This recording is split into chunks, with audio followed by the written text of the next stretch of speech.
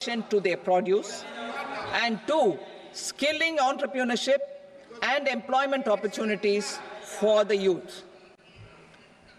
Manufacturing mission, furthering Make in India.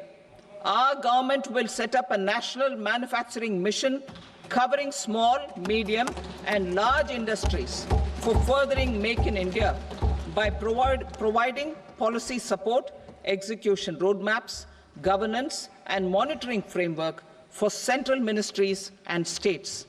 Details are in Annexure E.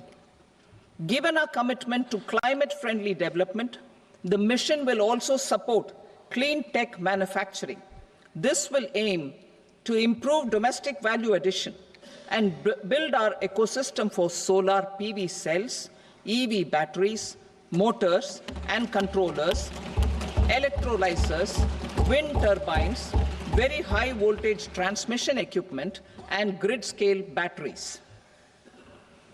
Investment as the third engine. Now I move to investment as the third engine, which encompasses investing in people, investing in the economy, and investing in innovation. Investing in people.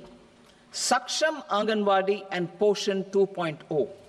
Saksham Anganwadi and Poshan 2.0 program provides nutritional support to more than 8 crore children, 1 crore pregnant women and lactating mothers all over the country, and about 20 lakh adolescent girls in aspirational districts and the Northeast region. The cost norms for these nutritional support will be enhanced appropriately. Atal Tinkering Labs. 50,000 Atal Tinkering Labs will be set up in government schools in the next 5 years to cultivate the spirit of curiosity and innovation and foster a scientific temper among young minds. Broadband connectivity to government secondary schools and PHCs. Broadband connectivity will be provided to all government secondary schools and primary health centers in rural areas under the BharatNet project. Bharatiya Bhasha Pustak scheme. We propose to implement a Bharatiya Bhasha Pustak scheme to provide digital form Indian language books for schools and for higher education. This aims to help students understand their subjects better and in their language. National Centers of Excellence for Skilling. Building on the initiative announced in the July 24 budget, 5 national centers of excellence for skilling will be set up with global expertise and partnerships to equip our youth with the skills required for Make for India, Make for the World manufacturing. The partnership will cover curriculum design, training of trainers, and a skills certification framework and periodic reviews. Expansion of capacity in IITs. Total number of students in 23 IITs has increased 100% from 65,000 to 1.35 lakh in the past 10 years.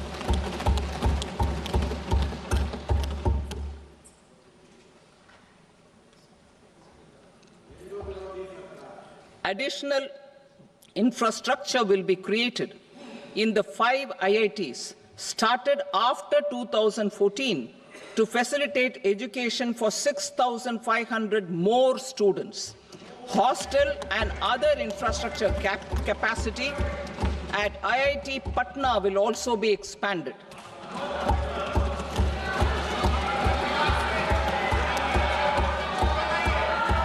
Center of Excellence.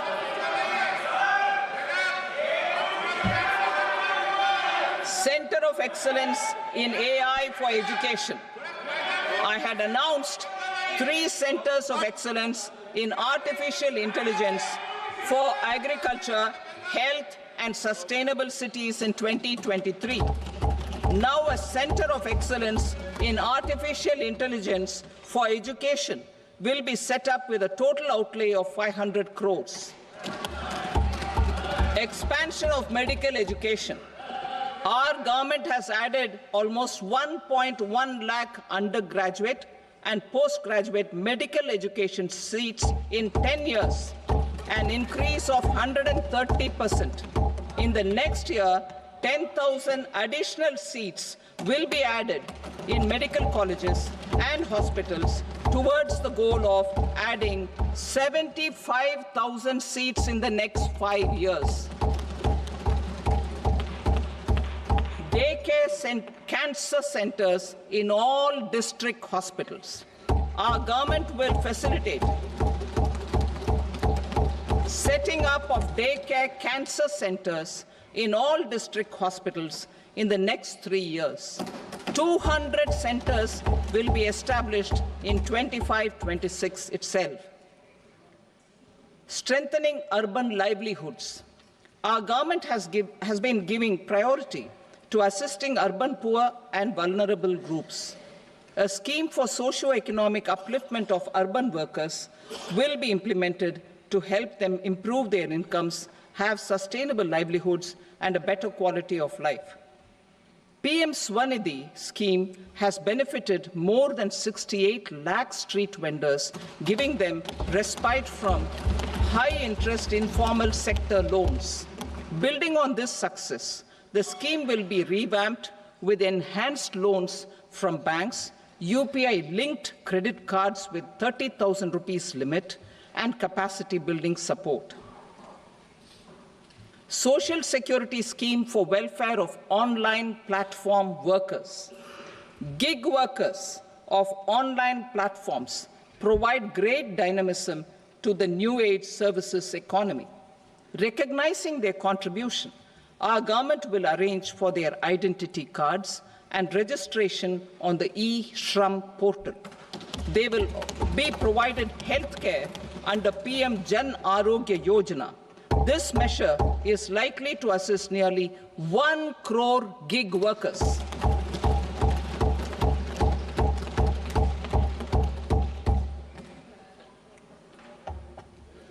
Investing in the economy.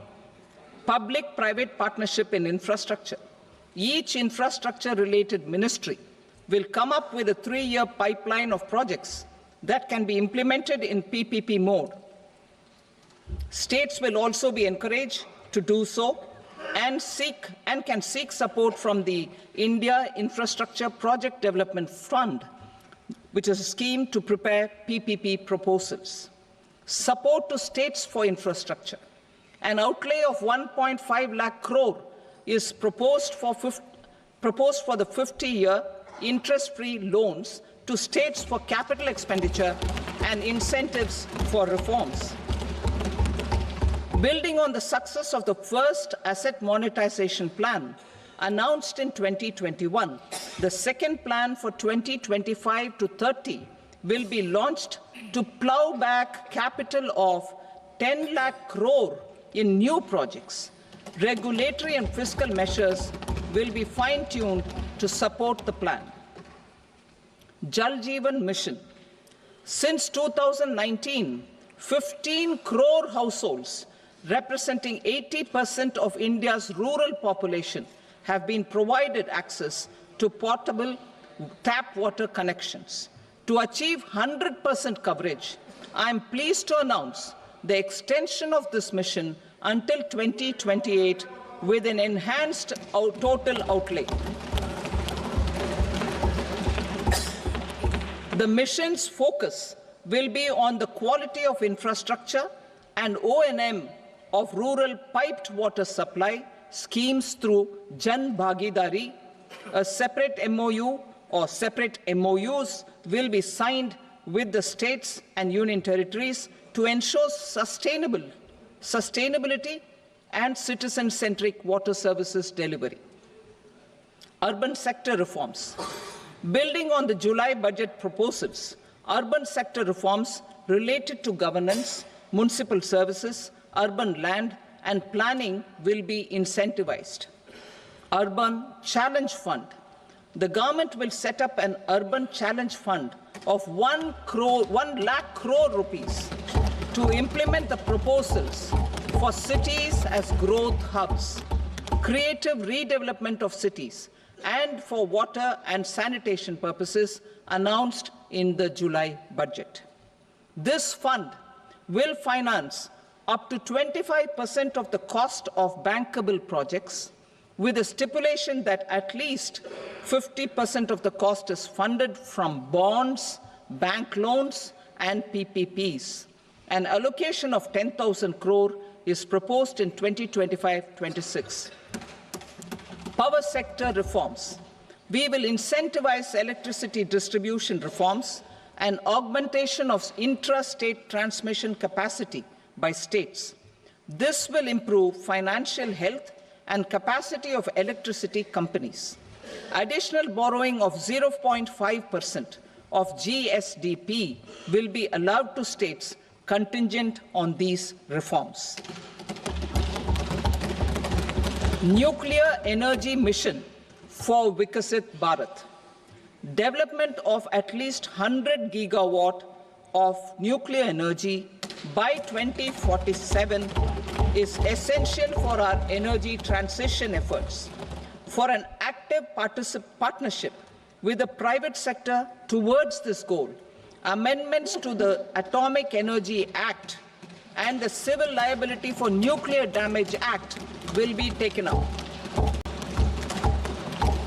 A nuclear energy mission for research and development of small modular reactors with an outlay of 20,000 crore will be set up. At least 5 indigenously developed small modular reactors will be operationalized by 2033.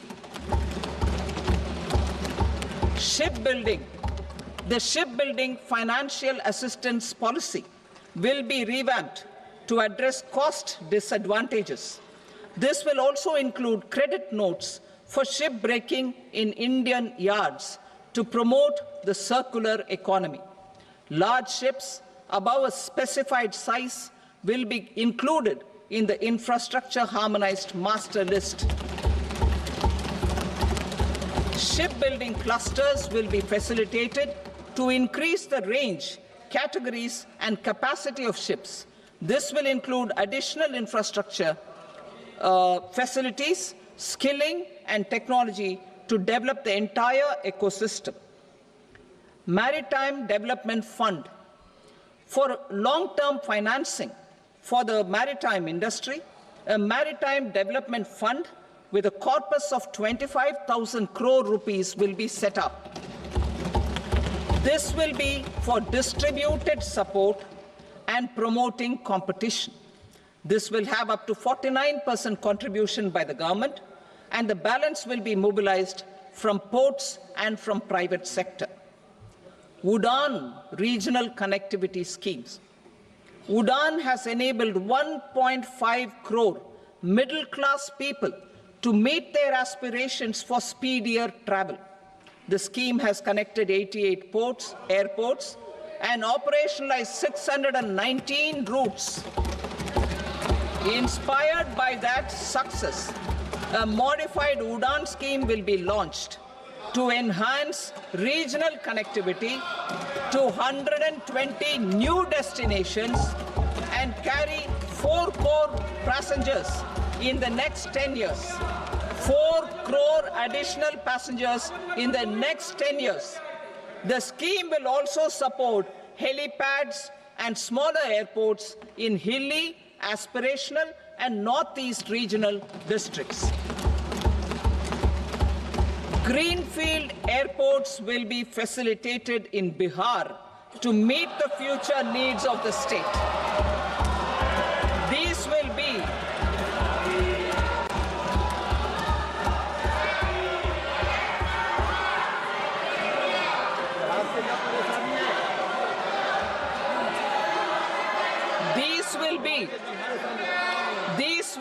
in addition to the expansion of the capacity of Patna Airport and a brownfield airport in Beta. Western Kosi Canal project in Mithilanchal. Financial support will be provided for the Western Kosi Canal ERM project benefiting a large number of farmers, cultivating over 50,000 hectares of land in the Mithilanchal region of Bihar. Mining sector reforms, including those for minor minerals, will be encouraged through sharing of best practices and institutions of a state mining index. A policy for recovery of critical minerals from tailings will be brought out. Under the special window for affordable and mid-income housing, SWAMI, 50,000 dwelling units in stressed housing projects have been completed and keys handed over to home buyers. Another 40,000 units will be completed in 2025, further helping middle-class families who were paying EMIs on loans taken for apartments while also paying rent for their current dwellings. Building on this success, SWAMI Fund 2 will be established as a blended finance facility with contribution from the government, banks and private investors. This fund of 15,000 crore rupees will aim for expeditious completion of another 1 lakh units. PM Gati Shakti data for private sector. For furthering PPPs and assisting the private sector in project planning, access to relevant data and maps from the PM Gati Shakti portal will be provided. Tourism for employment-led growth. Top 50 tourist destination sites in the country will be developed in partnership with states through a challenge mode. Land for building key infrastructure will have to be provided by the states. Hotels in these destinations will be included in the infrastructure harmonized list. The following measures will be taken for facilitating employment-led growth: organizing intensive skill development programs for our youth, including in institutes of hospitality management, providing mudra loans for homestays, improving ease of travel and connectivity to tourist destinations, providing performance-linked incentives to states for effective destination management, including tourist amenities, cleanliness, and marketing efforts, and introducing streamlined e-visa facilities along with visa fee waivers for certain tourist groups. Continuing with the emphasis on places of spiritual and religious significance, in the July budget, there will be a special focus on destinations related to the life and times of Lord Buddha. Medical tourism and heal in India. Medical tourism and heal in India will be promoted in partnership with the private sector, along with capacity building and easier visa norms. Investing in innovation. To implement private sector-driven research, development, and innovation initiatives announced in the July budget, I am now allocating 20,000 crore rupees for this purpose. A deep tech fund of funds will also be explored to catalyze the next generation startups as a part of this initiative. In the next 5 years, under the PM Research Fellowship Scheme, we will provide 10,000 fellowships for technological research in IITs and IISc with enhanced financial support.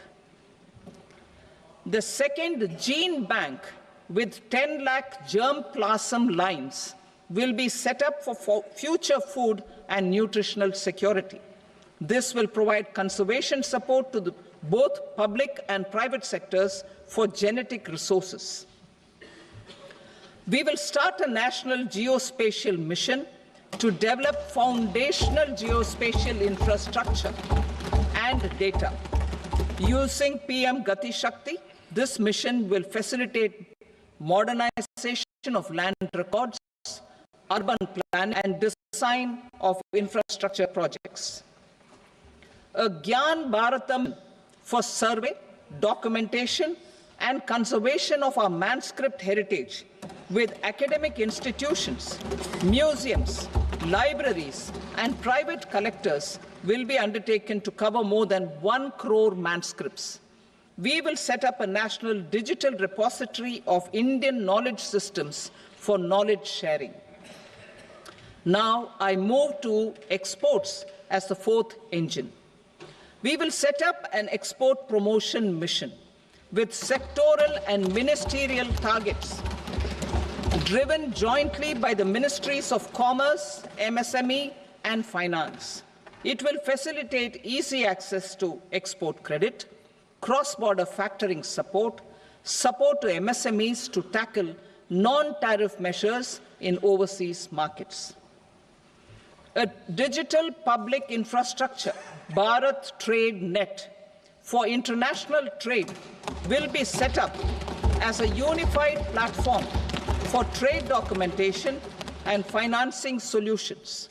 This will complement the Unified Logistics Interface platform. The BTN will be aligned with international practices. Support will be provided to develop domestic manufacturing capacities for our economy's integration with global supply chains. Sectors will be identified based on objective criteria. Facilitation groups with participation of senior officers and industry representatives will be formed for select products and supply chains. Through this, there are huge opportunities related to Industry 4.0, which needs high skills and talent. Our youth have both. Our government will support the domestic electronic equipment industry to leverage this opportunity for the benefit of our youth. A national framework will be formulated as guidance to states for promoting global capability centers in emerging Tier 2 cities. This will suggest measures for enhancing availability of talent and infrastructure, building bylaw reforms, and mechanisms for collaboration with industry. Our government will facilitate upgradation of infrastructure and warehousing for air cargo, including high-value perishable horticultural produce. Cargo screening and customs protocol will be streamlined and made user-friendly. Reforms as the fuel. Over the past 10 years, our government has implemented several reforms for convenience of taxpayers, such as faceless assessment, 2, taxpayer charter, 3, faster returns, 4, almost 99% returns being on self-assessment, and 5, Vivad Se Vishwas scheme.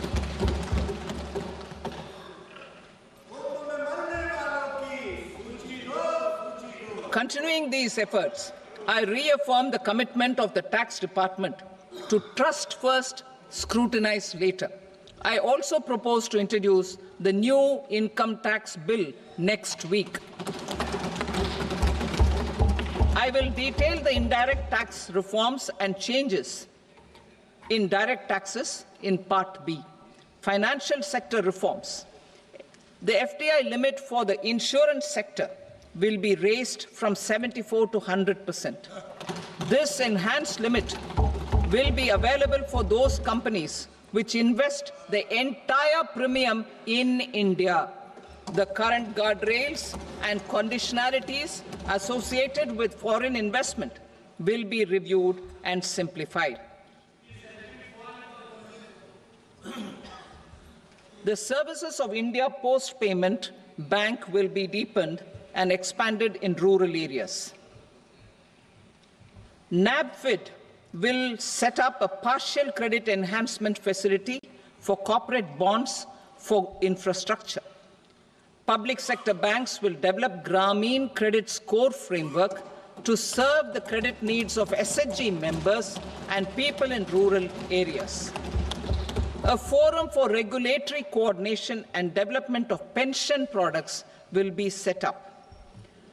To implement the earlier announcement on simplifying the KYC processes, the revamped Central KYC Registry will be rolled out in 2025. We will also implement a streamlined system for periodic updating. Requirements and procedures for speedy approval of company mergers will be rationalized. The scope for fast-track mergers will also be widened and the process made simpler. As proposed in the interim budget, we signed bilateral investment treaties with 2 countries in 2024 to encourage sustained foreign investment, and in the spirit of First Develop India, the current model BIT will be revamped and made more investor-friendly. In the last 10 years, in several aspects, including financial and non-financial, our government has demonstrated a steadfast commitment to ease of doing business. We are determined to ensure that our regulations must keep up with technological innovations and global policy developments. A light-touch regulatory framework based on principles and trust will unleash productivity and employment. Through this framework, we will update regulations that were made under old laws. To develop this modern, flexible, people-friendly, and trust-based regulatory framework appropriate for the 21st century, I propose 4 specific measures. A high-level committee for regulatory reforms will be set up for a review of all non-financial sector regulations, certifications, licenses, and permissions. The committee will be expected to make recommendations within a year. The objective is to strengthen trust-based economic governance and take transformational measures to enhance ease of doing business, especially in matters of inspection and compliances. States will be encouraged to join in this endeavour. An investment friendliness index of states will be launched in 2025 to further the spirit of competitive, cooperative federalism. Under the Financial Stability and Development Council, a mechanism will be set up to evaluate impact of the current financial regulations and subsidiary instructions. It will also formulate a framework to enhance their responsiveness and development of the financial sector. In the Jan Vishwas Act 2023, more than 180 legal provisions were decriminalized. Our government will now bring up the Jan Vishwas Bill 2.0 to decriminalize more than 100 provisions in various laws. I now move to fiscal policy. In the July budget, I had committed to staying the course for fiscal consolidation. Our endeavour will be to keep the fiscal deficit each year such that central government debt remains on a declining path as a percentage of the GDP. The roadmap for the next 6 years has been detailed in the FRBM statement. Revised estimates for 2024-25. The revised estimate of the total receipts other than borrowings is 31.47 lakh crore rupees, of which the net tax receipts are 25.57 lakh crore rupees.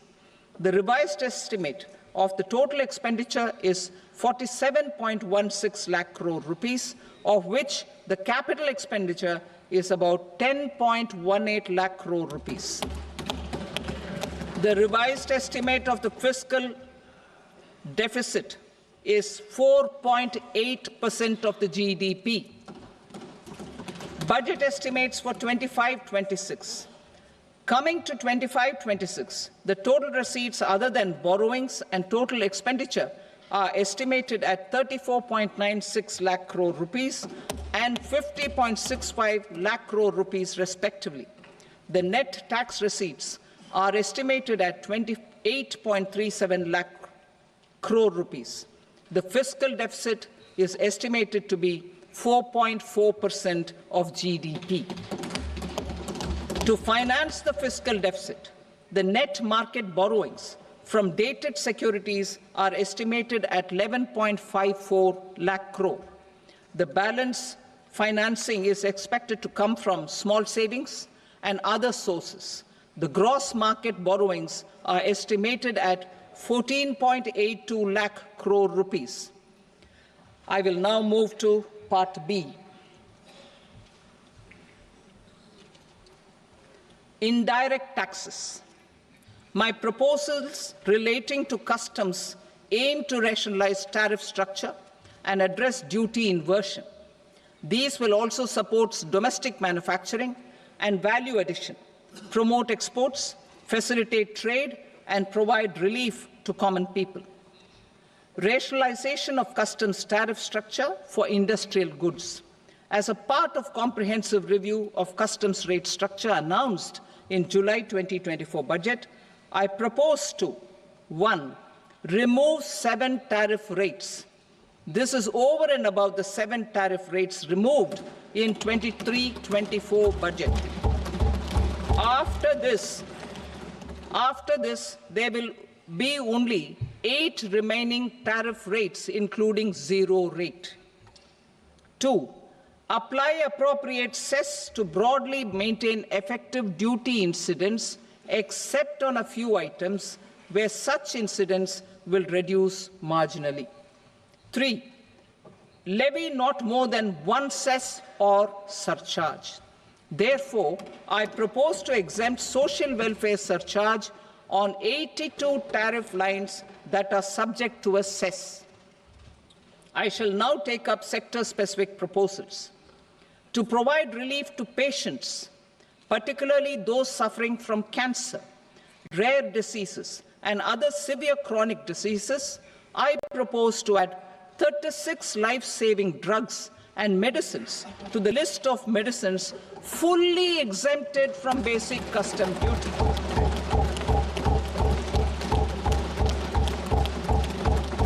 I also propose to add 6 life-saving medicines to the list attracting concessional custom duty of 5%. Full exemption and concessional duty will also respectively apply on the bulk drugs for manufacture of the above. Specified drugs and medicines under patient assistance programs run by the pharmaceutical companies are fully exempt from BCD, provided the medicines are supplied free of cost to the patients. I propose to add 37 more medicines along with 13 new patient assistance programs. Support to domestic manufacturing and value addition. Critical minerals. In the July 2024 budget, I had fully exempted BCD on 25 critical minerals that are not domestically available. I had also reduced BCD of 2 other such minerals to provide a major fillip to their processing, especially by MSMEs.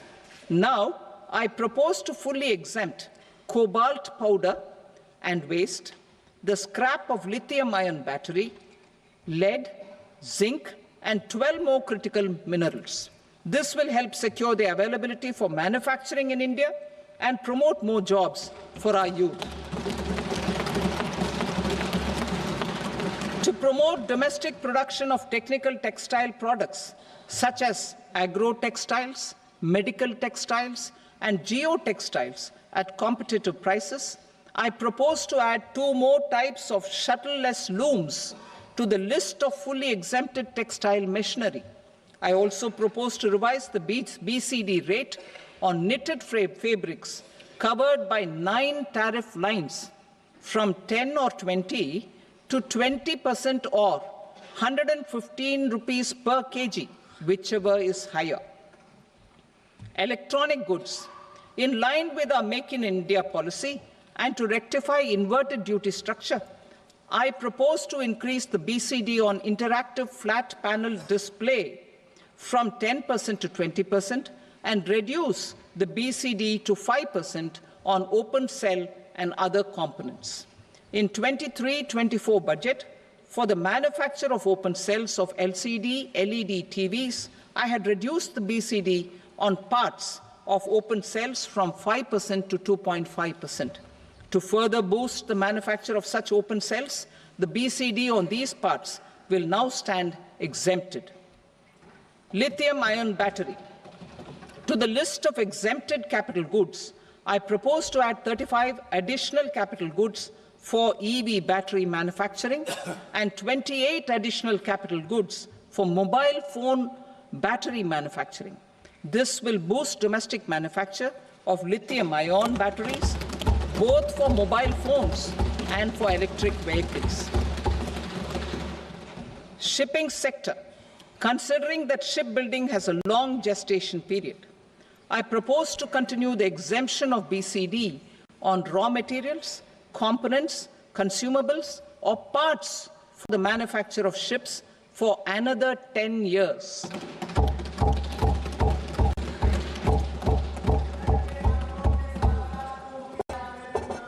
I also propose the same dispensation for shipbreaking to make it more competitive. Telecommunication. To prevent classification disputes, I propose to reduce the BCD from 20% to 10% on carrier-grade Ethernet switches to make it at par with non-carrier-grade Ethernet switches. Export promotion. To facilitate exports of handicrafts, I propose to extend the time period for export from 6 months to 1 year, further extendable by another 3 months if required. I also propose to add 9 items to the list of duty-free inputs. Leather sector. I propose to fully exempt BCD on wet blue leather to facilitate imports for domestic value addition and employment. I also propose to exempt crust leather from 20% export duty to facilitate exports by small tanners. Marine products. To enhance India's competitiveness in the global seafood market, I propose to reduce BCD from 30% to 5% on frozen fish paste, surimi, for manufacture and export of its analog products. I also propose to reduce BCD from 15% to 5% on fish hydrolysates for manufacture of fish and shrimp feed. In July 2024 budget, to promote development of domestic MROs for aircraft and ships, I had extended the time limit for export of foreign origin goods that were imported for repairs from 6 months to 1 year and further extendable by 1 year. I now propose to extend the same dispensation for railway goods. Time limit for provisional assessment. Presently, the Customs Act 1962 does not provide any time limit to finalize provisional assessments, leading to uncertainty and cost to trade. As a measure of promoting ease of doing business, I propose to fix a time limit of 2 years, extendable by a year, for finalizing the provisional assessment. I propose to introduce a new provision that will enable importers or exporters, after clearance of goods, to voluntarily declare material facts and pay duty with interest but without penalty. This will incentivize voluntary compliance. However, this will not apply in cases where department has already initiated audit or investigation proceedings. For industry to better plan their imports, I propose to extend the time limit for the end use of imported inputs in the relevant rules from 6 months to 1 year. This will provide operational flexibility in view of cost and uncertainty of supply. Further, such importers will now have to file only quarterly statements instead of a monthly statement.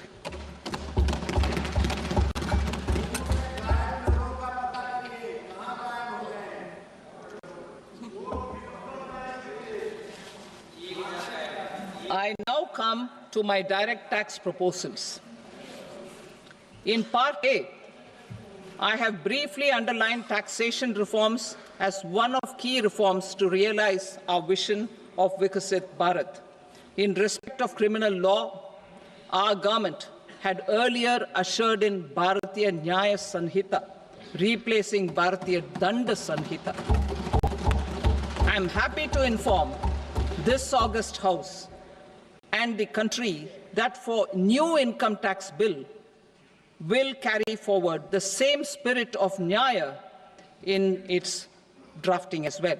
The new bill will be clear and direct in text, with close to half of the present law in terms of both chapters and words. It will be simple to understand for taxpayers and tax administrators, leading to tax certainty and reduced litigation. Reforms, however, are not a destination. They are means to achieve good governance for our people and economy. Providing good governance primarily involves being responsive. The Tirukural captures this in verse 542, which reads, "Vaanokki vaazhum ulagallam, mannavan kol nokki vaazhum kudi," meaning, just as the living beings live expecting rains, citizens live expecting good governance. Our government is committed to keeping an ear to the ground and a finger on the pulse and responding while balancing our national building efforts.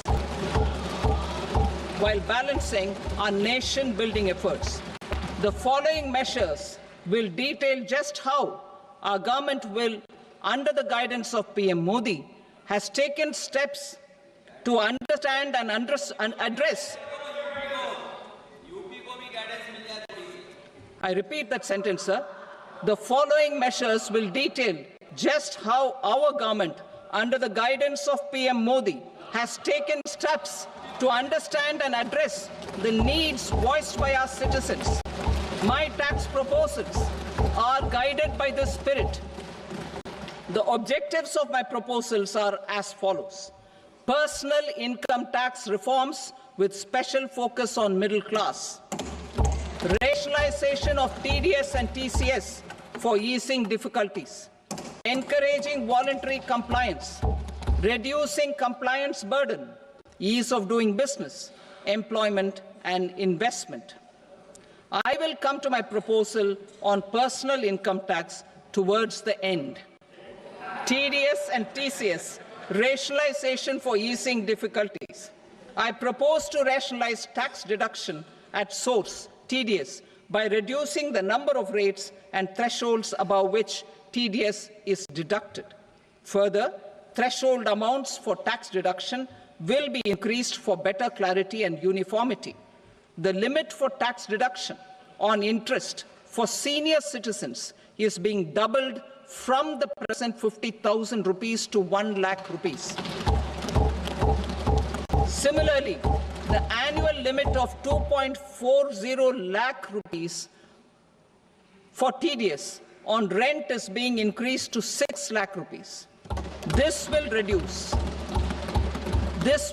the number of transactions liable to TDS, thus benefiting small taxpayers receiving small payments.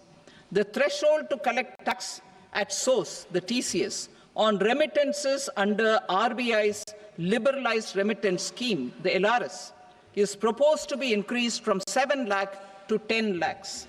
I also propose to remove TCS on remittances for education purposes, where such remittances is out of a loan taken from a specified financial institution. Both TDS and TCS are being applied on any transaction related to sale of goods. To prevent such compliance difficulties, I propose to omit the TCS. I also propose that the provisions of the higher TDS deduction will now apply only in non-PAN cases. In July 2024, the delay for payment of TDS up to the due date of filing statement was decriminalized. I propose to provide the same relaxation to TCS provisions as well. The government under the leadership of Prime Minister Modi believes in Sabka Saath, Sabka Vikas, Sabka Vishwas and Sabka Prayas. In line with this, we brought in updated return facility in 2022 for voluntary compliance by taxpayers who had omitted to report their correct income. Our trust in taxpayers was proved right. Nearly 90 lakh taxpayers voluntarily updated their incomes by paying additional tax. Taking this trust further, I now propose to extend the time limit to file updated returns for any assessment year from the current limit of 2 years to 4 years. I propose to reduce the compliance burden for small charitable trusts and institutions by increasing their period of registration from 5 years to 10 years. It is also proposed that disproportionate consequences do not arise for minor defaults such as incomplete applications filed by charitable entities. Presently, taxpayers can claim the annual value of self-occupied properties as nil only on the fulfillment of certain conditions. Considering the difficulties faced by taxpayers, it is proposed to allow the benefit of 2 such self-occupied properties without any condition. To streamline the process of transfer pricing and to provide an alternative to yearly examination, I propose to introduce a scheme for determining arm's length price of international transaction for a block period of 3 years. This will be in line with global best practices. With a view to reduce litigation and provide certainty in international taxation, the scope of safe harbor rules is being expanded. A number of senior and very senior citizens have very old national savings schemes accounts. As interest is no longer payable on such accounts, I propose to exempt withdrawals made from NSS by individuals on or after 29th August 2024. I am also proposing to allow similar treatment to NPS Vatsalya accounts as is available to normal NPS accounts subject to overall limits. In my speech in July 2024, I had promised that all processes, including giving effect to appellate orders, shall be digitalized and made paperless over the next 2 years. So I'm happy to announce that digitalization is being made operational now. In July 2024, we brought in the Vivad Se Vishwas scheme to resolve income tax disputes pending in appeal. The scheme has received a great response, with nearly 33,000 taxpayers having availed of the scheme to settle their disputes. I have a few proposals to promote investment and employment. It is proposed to provide a presumptive taxation regime for non-residents who provide services to a resident company that is establishing or operating an electronics manufacturing facility. I further propose to introduce a safe harbor for tax certainty for non-residents who store components for supply to specified electronics manufacturing units. Presently, the tonnage tax scheme is available only to sea-going ships. The benefits of existing tonnage tax scheme are proposed to be extended to inland vessels registered under the Indian Vessels Act 2021 to promote inland water transport in the country. Extension for incorporation of startups. We continue to support the Indian startup ecosystem. I propose to extend the period of incorporation by 5 years to allow the benefit available to startups which are incorporated before 1/4/2030. In order to attract and promote additional activities in the IFSC, I am inter alia proposing specific benefits to ship leasing units, insurance offices, and treasury centers of global companies which are set up in IFSC. Further, to claim benefits, the cut-off date for commencement in IFSC has also been extended by 5 years to 31/3/2030. Category 1 and Category 2 AIFs are undertaking investments in infrastructure and other such sectors.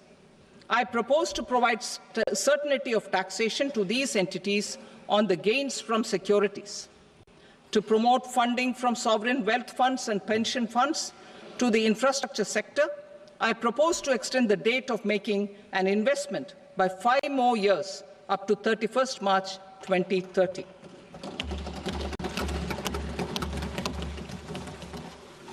Personal income tax reforms with special focus on middle class. Democracy, demography, and demand are the key support pillars in our journey towards Vikasit Bharat. The middle class provides strength for India's growth. This government, under the leadership of Prime Minister Modi, has always believed in the admirable energy and ability of the middle class in nation building. In recognition of their contribution,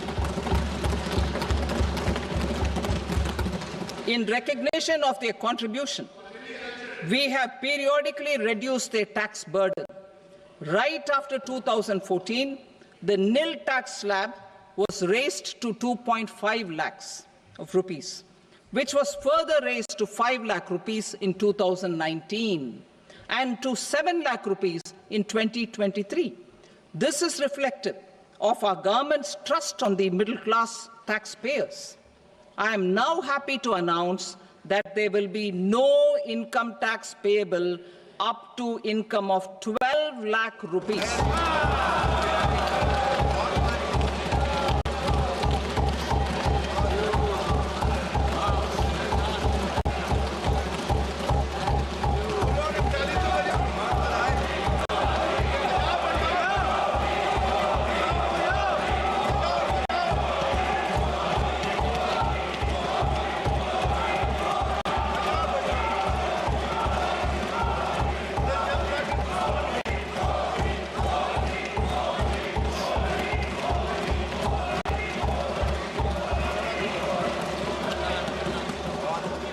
So, average income of 1 lakh per month, other than the special rate income such as capital gains, under the new regime.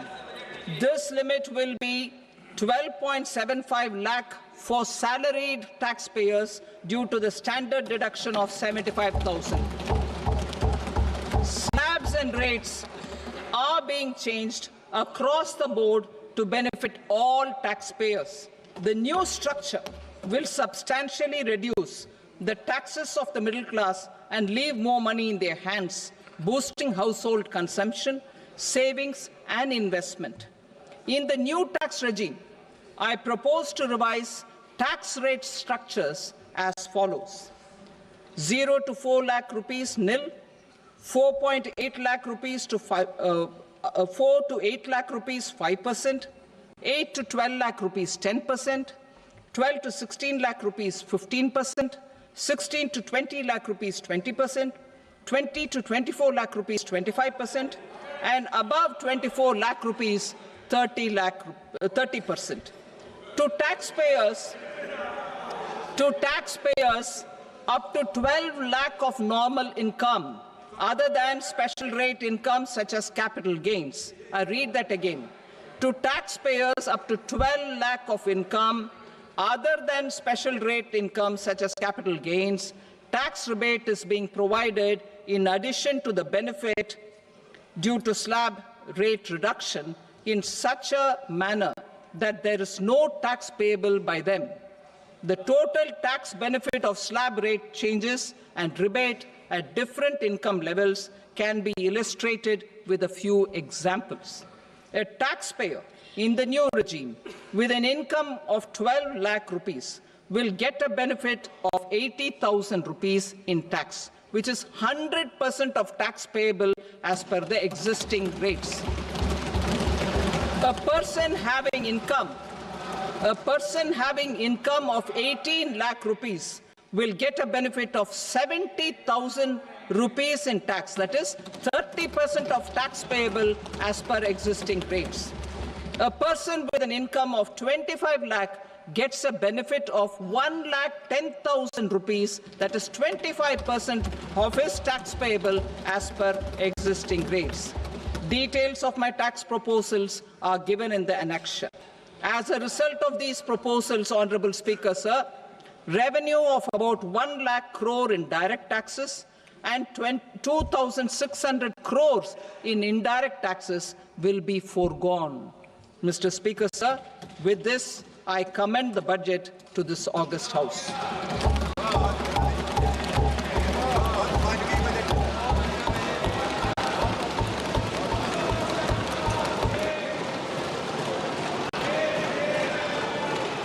Item number 2, Srimati Nirmala Sitharaman.